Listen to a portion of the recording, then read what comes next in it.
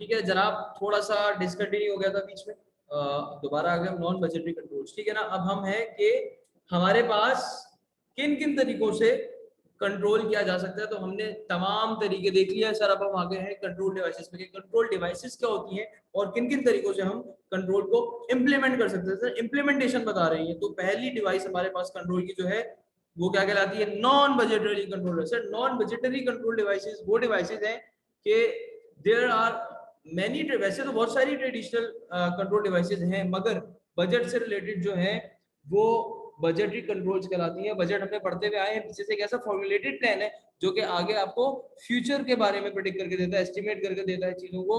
बस शर्त ये है प्रोवाइडेड कि आपके पास एक प्लान होना चाहिए और पास का ट्रेंड होना चाहिए। ठीक है, अच्छा जी, सबसे अब बजटरी कंट्रोल डिवाइसेस में वो कहता है कि among the most important of this are statistical data, break even point analysis, operational audit और पर्सनल ऑब्जर्वेशन। सर ये चार तरीके हैं, ये चार तरीके हैं, ये चार वो कंट्रोल डिवाइसेस हैं जिससे मैं अपना कंट्रोल ऑब्जेक्टिव अचीव कर सकता हूँ। सही है, स्टैटिस्टिकल डाटा पे आ जाते हैं। क्या है भाई, statistical analysis of innumerable aspects of business operation, यानी कि इनन्यूमरेबल यानी कि क्वांटिटेटिवली नहीं बल्कि qualitative statistical analysis statistical data का। ठीक है ना, and a clear presentation of statistical data whether of a historical or forecast nature are of course important to control. Some managers can readily interpret tabular statistical data but most managers prefer presentation of data. सही ना, simple सी बात है, आपके पास statistical data मौजूद होगा भाई, पिछले सालों में हमने ये किया, साल में ये किया, हमारे पास फिगरेटिव एनालिसिस होगा, स्टैटिस्टिकल डेटा मौजूद होगा जिससे मैं एनालाइज करूंगा और चीजों को कंट्रोल करूंगा। फिर मेरे पास ब्रेक इवन पॉइंट एनालिसिस होगा जिससे मुझे पता चलेगा कि भाई ए कंपनी तुम्हें कितनी और प्रोडक्शन करनी है, तुम्हें कितनी और सेल जनरेट करनी है ताकि तुम अपनी टोटल फिक्स कॉस्ट तक पहुंच जाओ, ताकि तुम उस टाइम उस जगह तक पहुंच जाओ जहां पे तुम खड़े होकर कह सको कि हाँ यार ना मुझे अब नुकसान है और ना ही अब फायदा, मुझे जीरो, अभी ना कोई नुकसान हो रहा है ना फायदा हो रहा है। ब्रेक इवन पॉइंट एनालिसिस पढ़ा होगा आपने मैनेजमेंट अकाउंटिंग में, सर फरहान से अगर आप क्लासेस ले रहे हो तो उन्होंने बताया होगा कि ब्रेक इवन पॉइंट एनालिसिस के अंदर आपका ब्रेक इवन पॉइंट क्या होता है। ठीक है ना, आ जाओ भाई ऑपरेशनल ऑडिट की बात करें। सर ये क्या है, ये एक ऐसा ऑडिट है जो आपकी कंपनी के इंटरनल ऑडिट के इंडिपेंडेंट अप्रेजल्स पे डिपेंड करता है। सही है ना, सर देखिए हर कंपनी में एक इंटरनल ऑडिट होता है, इंटरनल ऑडिट डिपार्टमेंट होता है जो ये इंश्योर कर रहा होता है कि यार एक्सटर्नल ऑडिटर्स जो कि बाहर से हम ऑडिट फर्म्स को हायर करके ऑडिट करवाते हैं वो तो हो ही रहा है साथ में, लेकिन सर वो क्या कर रही है, वो एक्सटर्नल ऑडिट कर रही है, वो 12 महीनों का 12 महीने ऑडिट नहीं करती, वो सिर्फ 3 महीने का 2 महीने ऑडिट करके चली जाती है अपनी रिपोर्ट देके। सर लेकिन इंटरनल ऑडिट एक ऐसा ऑडिट है जो थ्रू आउट चलता है, जो सैंपल बेसिस पे नहीं होता, 100% कवरेज होती है इसकी, तमाम चीजों को ऑडिट कर रहा होता है, तमाम कंट्रोल्स को ऑडिट कर रहा होता है, तमाम डिटेल्स का ऑडिट कर रहा होता है। तो ये कहते हैं कि ऑपरेशनल ऑडिट एक ऐसी कंट्रोल डिवाइस है जिससे आपको पता चल जाएगा कि भाई आपका कंट्रोल किस हद तक अचीव हो चुका है, आपके स्टैंडर्ड्स किस हद तक अचीव हो चुके हैं और किस हद तक नहीं हो चुके। सही, उसके बाद ऑब्वियसली एक बहुत सिंपल सा टूल है जिसका पर्सनल ऑब्जर्वेशन नाम है, पर्सनली ऑब्जर्व करो चीजों को। एक ऐसी डिवाइस है जो कि आपकी सेल्फ एफिकेसी से बिलोंग करती है, आप खुद आपकी बजाते खुद जाके आप ऑब्जर्व करो डिवाइसेस। ये भी one of the control devices है कि मैनेजर्स की ड्यूटी भी है कि आप जाओ और चीजों को पर्सनली ऑब्जर्व करो जाकर। ठीक है सर, उसके बाद आ गया ये तो नॉन बजटरी कंट्रोल डिवाइसेस थे। सही है ना, जिसके अंदर आपकी बजटरी यानी न्यूमेरिकल वैल्यूज की बात नहीं हो रही थी। सही है, न्यूमेरिकल वैल्यूज की बात नहीं हो रही थी। अब बजटरी कंट्रोल आ गया, यानी कि बजट कंट्रोल, इसके अंदर न्यूमेरिकल बातें होंगी, इसके अंदर आपकी रेवेन्यू की बातें होंगी, इसके अंदर आपकी परचेज की, सेल की, वर्किंग कैपिटल की, एसेट, लायबिलिटी, इक्विटी, इन तमाम चीजों की बात होगी सर बजट कंट्रोल के अंदर। जबकि नॉन बजटरी कंट्रोल में ऐसी बातों की, ऐसी चीजों की बात नहीं हो रही थी। सही है, यू गेटिंग इट यार, समझ में आ रही चीजें, बातें समझ में आ रही हैं। आओ अब आ जाओ भाई टाइप्स ऑफ बजट पे। सबसे पहला है operating budget. Sir operating budget किस किस चीजों के बारे में होता है कि आपका एक्सपेंस, आपका रेवेन्यू और आपका प्रॉफिट, इस तमाम चीजों के बारे में आप बजट प्रिपेयर करते हो। वही अगेन वही वाली बात, प्रोवाइडेड कि आपके पास प्लान होना चाहिए और पास्ट ट्रेंड होना चाहिए। सर फाइनेंशियल बजट, आपके पास कैश कितना अवेलेबल होगा, आपका कैपिटल एक्सपेंडिचर यानी fix capital expenditure, non current asset पे जो खर्चे होंगे आपके नॉन करंट नेचर के, जो फिक्स नेचर के होंगे, वो वाले एक्सपेंडिचर जो एक्सपेंस आउट नहीं होते बल्कि रेवेन्यू, ठीक है, तो रेवेन्यू एक्सपेंडिचर होता है कैपिटल एक्सपेंडिचर। ठीक है, जो रेवेन्यू एक्सपेंडिचर नेचर के नहीं होंगे, कैपिटल एक्सपेंडिचर के होंगे और आपको उसको कैपिटलाइज करना पड़ेगा। उनके बारे में बजट बजट बनाते हो, बजट प्रिपेयर करते हो, और बैलेंस शीट बजट यानी कि जितने भी बैलेंस शीट में जितने भी लाइन ऑफ आइटम हैं, जितने भी हेड्स हैं, जितनी भी चीजें आ रही हैं, क्लोजिंग बैलेंसेस आ रहे हैं, उन तमाम का आप बजट प्रिपेयर करोगे।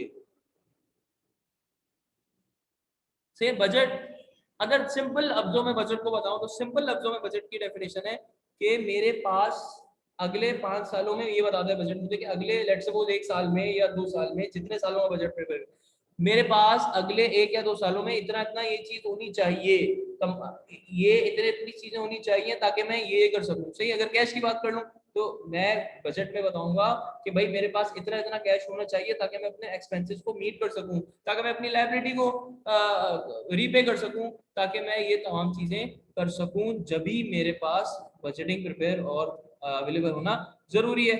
सर वेरिएबल बजट यानी कि अब उसी वेरिएशन की बात आ गई जो स्टैंडर्ड और एक्चुअल परफॉर्मेंस के बीच की थी, अगर वो in terms of financial resources है तो उसके लिए भी मेरे पास बजटेड प्लान होना चाहिए। सर जीरो बेस्ड बजट यानी कि अगर दो सूरतें हैं, मेरे पास प्रायर कोई पहला साल है मेरे कंपनी का, कोई प्रायर मेरे पास ट्रेंड नहीं है, दूसरा ये कि मेरे पास प्रायर बजट या प्रायर जितना भी ट्रेंड है वो सारा ऑब्सोल्यूट हो चुका है, हालात ही बदल गए हैं। सर पहले मैं बिल्कुल फिजिकल काम करता था, पूरी ऑनलाइन टीचिंग कर रहा हूँ मैं, ठीक है, ये बिजनेस है मेरा। सही, एजुकेशन में तो बिजनेस बना लिया ना लोगों ने आजकल, तो मेरा बिजनेस है एजुकेशन, तो मैं बिजनेस के अंदर अपने क्या कर रहा हूँ, मैं बिजनेस के अंदर अपना ये काम कर रहा हूँ भाई, कि मैं पहले फिजिकल करा रहा था, अब जब मैं ऑनलाइन पे आया तो क्या फिजिकल वाला बजट काम आएगा मेरे? नहीं, बहुत सारी चीजें ऑब्सोल्यूट हो जाएंगी, बहुत सारी चीजें चेंज हो जाएंगी, ठीक है ना, बहुत सारे नए खर्चे आ जाएंगे, लैपटॉप का आ जाएगा, इंटरनेट का आ जाएगा, कैमरे का आएगा, बहुत सारी चीजों का अलग आ जाएगा। सही है यार, यहाँ तक बात समझ में आ रही है? सर क्या फायदा है बजट कंट्रोल करने का और क्या नुकसान है, मैं क्यों करूं? देखो सबसे इंपॉर्टेंट फायदा ये है कि the major strength of budgeting is that it coordinates activity across department. आपको पता होगा कि अब आपको क्या करना है, सही है, ये कोऑर्डिनेट करता है एक्टिविटीज को डिपार्टमेंट, जितने भी डिपार्टमेंट्स हैं, चाहे वो इंजीनियरिंग का हो, चाहे वो मार्केटिंग का हो, चाहे वो किसी भी चीज का हो, चाहे वो एचआर का हो। अगर कोई सिंपल कंपनी है तो उसमें क्या क्या होता है, एचआर होना जरूरी है, मार्केटिंग होना जरूरी है, जनरली बात करूं, जरूरी तो ये भी नहीं है, जनरली जो एचआर, मार्केटिंग, सही है, फाइनेंस, ये 3-4 डिपार्टमेंट, और रिसर्च एंड डेवलपमेंट, ये डिपार्टमेंट्स तो जनरली हमें देखने को मिलते हैं। तो ये बजटिंग करने से आपको तमाम डिपार्टमेंट्स में एक्टिविटीज कोऑर्डिनेट करने में मदद होगी, आप इजीली इन चीजों को कोऑर्डिनेट कर सकते हो। सर आपको ये अलग अलग जाके नहीं बताना पड़ेगा भाई अब मेरी क्योंकि ये चेंजिंग हुई है तो भाई अब हमारे फला फला डिपार्टमेंट तुम ये करोगे, ए फला डिपार्टमेंट हमें करने की जरूरत नहीं। Sir budget translates strategic plan into action, this specify sources, revenue, activities required to carry out the strategy. Sir मुझे पता होगा कि जो कमिंग ईयर में मेरा जो प्लान है मैं उसको कैसे इंप्लीमेंट करूं, बजट मुझे ट्रांसलेट करके देता है मेरे स्ट्रेटेजिक प्लान्स को इनटू एक्शन। सही है, सिंपल एक sentence, translate strategic plans into action, वो स्ट्रेटेजिक प्लान को मैं एक्ट कैसे करूंगा, इंप्लीमेंट कैसे करूंगा, ये मुझे बताता है बजट। और क्या करता है भाई, excellent record of organisational activities, सही है, सिंपल सी बात है, ऑर्गेनाइजेशनल एक्टिविटीज को रिकॉर्ड करने में मदद करता है। Improve communication with in employees, improve resource allocation, सही, मुझे पता चलता है मैं अपनी रिसोर्सेज को ऑप्टिमम यूटिलाइजेशन कैसे करूं, उसकी उसको एलोकेट कैसे करूं, सही है। Provide a tool for corrective action through allocation, ऊपर ही में बड़ा करेक्टिव एक्शंस के अंदर भी काम आता है बजट, और हेंस ये मेरा एडवांटेज है इसका। सर डिसएडवांटेजेस क्या क्या हो सकते हैं बेटा? The major problem occurs when budgets are applied mechanically, ठीक है, बहुत सारी जगहों पे बजट ऐसे मैं नहीं अप्लाई कर सकता, मुझे मेरी चीजें मैकेनिकली होती हैं, मुझे नहीं पता कि भाई एक गाड़ी में बना रहा हूँ तो आगे मुझे गाड़ी किस तरीके से कितनी बनानी पड़ेगी, उसका बजट मैं नहीं कर सकता। रिजिडली फ्लेक्सिबल नहीं होती मेरी, बहुत ज्यादा डिमांड फ्लेक्सिबल है मेरी, कि अगर बहुत ही ग्राफ मेरा डिमांड का ऊपर नीचे, यानी कि एक महीने में मेरी बिल्कुल डिमांड मर जाती है, अगले महीने बहुत खड़ी हो जाती है, फिर बहुत बहुत अनप्रिडिक्टेबल है, यानी कि तो जहां पर अनप्रिडिक्टेबिलिटी है वहां पे बजटिंग मुश्किल हो सकती है, ये इसका डिसएडवांटेज है बजटिंग का, कि अनप्रिडिक्टेबल जगहों पर ये काम नहीं आ सकता। उसके बाद budgets can demotivate employees because of lack of participation, obviously budgeting जो होती है वो डिसेंट्रलाइज नहीं होती, सेंट्रलाइज होती है, टॉप मैनेजमेंट बजटिंग कर रही होती है, कोई बंदा रिस्पॉन्सिबल होता है, कोई डिपार्टमेंट रिस्पॉन्सिबल होता है, हर किसी को बजटिंग करने को नहीं दे दिया करते कि भाई मार्केटिंग जरा बजटिंग करके ला दो, एचआर जाओ बजटिंग करके लाओ तो बेटा शाबाश, ऐसा नहीं होता, डिफरेंट डिपार्टमेंट्स को नहीं दी जाती अथॉरिटी, बल्कि ये सेंट्रलाइज है, तो बाकी के एम्प्लॉइज है वो डिमोटिवेट हो जाते हैं कि भाई मुझे तो पार्टिसिपेट करने का मौका ही नहीं मिला इसमें, ठीक है, पता नहीं कौन से एम्प्लॉइज होते हैं भाई वो, लेकिन शायद लिखा हुआ है इसमें। हमारा तो ये कि जाओ भाई किसी तरीके से। आजकल क्या है कल्चरल, जो कल्चर है कॉर्पोरेट आजकल क्या है कि भाई मेरे सर पर कुछ ना आए, जैसे ही आए फौरन हट जाए। सही नजम है ना, वो आपने देखी होगी फेसबुक को, तो अच्छी बात है, नहीं देखी तो बेटा टाइम नहीं है, बाद में दिखाऊंगा। सही है, budgets can cause perception of unfairness. सही है, ऑब्वियसली एक, क्योंकि एस्टिमेट है इसलिए there is always a room कि आपके पास कोई अनफेयरनेस हो सकती है, हो सकता है कि आपने बजट सही ना किया, हो सकता है सही, क्योंकि ऑब्वियसली एक एक्यूरेट रिजल्ट आप अचीव नहीं कर सकते। उसके अलावा budgets can create competition for resources and politics. भाई कंपटीशन खड़ा कर देता है पॉलिटिक्स के लिए और रिसोर्सेज के लिए। क्यों? क्योंकि अब जाहिर सी बात है, पॉलिटिक्स ये हम दुनिया वाली पॉलिटिक्स की बात कर रहे हैं, within the organisation politics शुरू हो जाती है कि भाई अब ये होगा, तो मैं ऐसा ऐसे पॉलिटिकल जो है वो स्टेप्स लेना शुरू हो जाता है। सही है, अब आ गया ब्रेक इवन एनालिसिस। ये ब्रेक इवन एनालिसिस क्या है, मैं आपको सिर्फ एक ग्राफ की मदद से नेक्स्ट क्लास में समझा दूंगा, अभी डायरेक्ट आ जाओ डायरेक्ट मैनेजमेंट कंट्रोल पे। सही है सर, डायरेक्ट मैनेजमेंट कंट्रोल, देखो कंट्रोल के लिए ना सिस्टम होना बहुत जरूरी है, सिंपल सी बात है। अब कहते हैं हमारी एजुकेशन सिस्टम में किस चीज की लैकिंग है, मैं कहता हूँ सिस्टम की। हमारी एजुकेशन सिस्टम में सिस्टम की लैकिंग है, क्यों? क्योंकि कंट्रोल नहीं है, और कंट्रोल कैसे आता है? सिस्टम से आता है। तो भाई कंट्रोल के लिए सिस्टम जरूरी होता है। सही है, however one school of thought feels that the major responsibility for control should rest not on an inanimate chart or timetable but on a living breathing manager।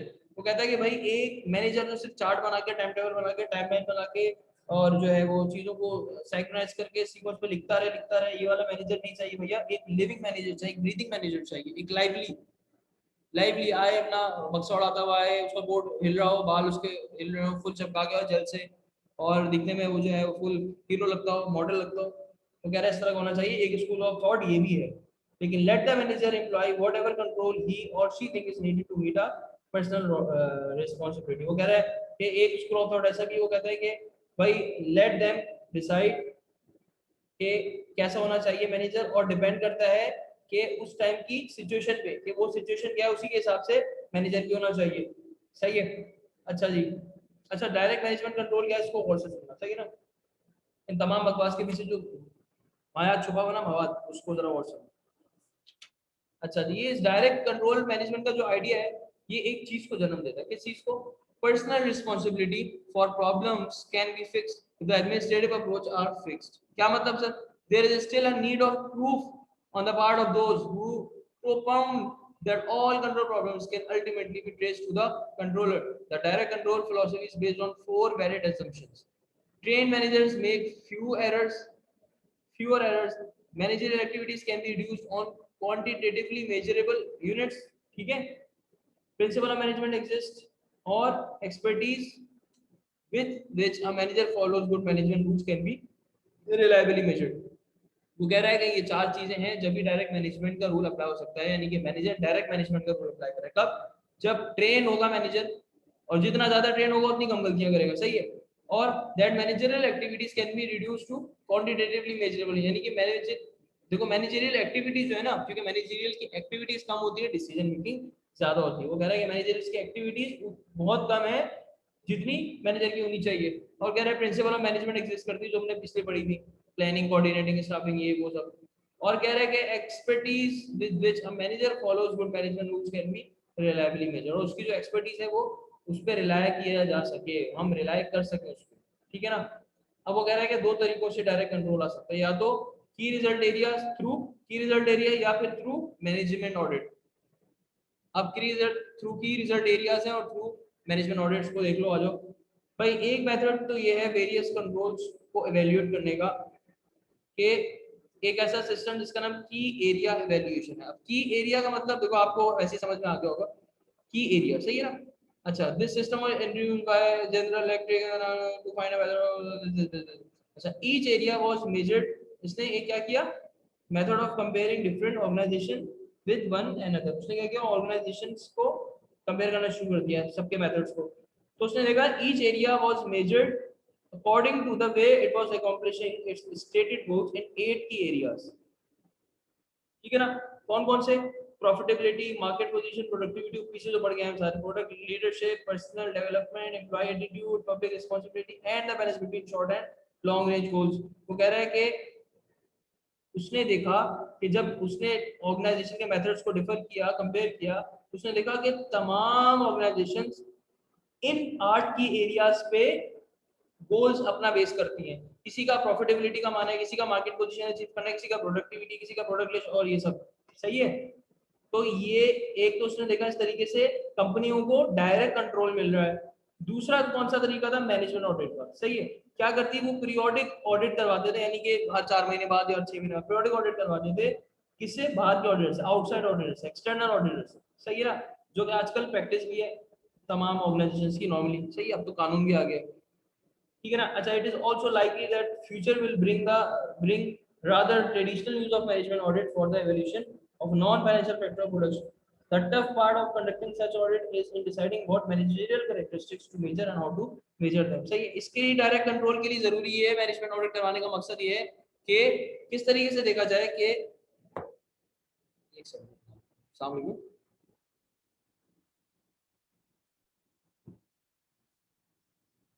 यार, यहाँ पे हमारा चैप्टर 4 खत्म होता है। चैप्टर 5 एंड ऑनवर्ड्स इंशाल्लाह फिर next class में करेंगे, ठीक है।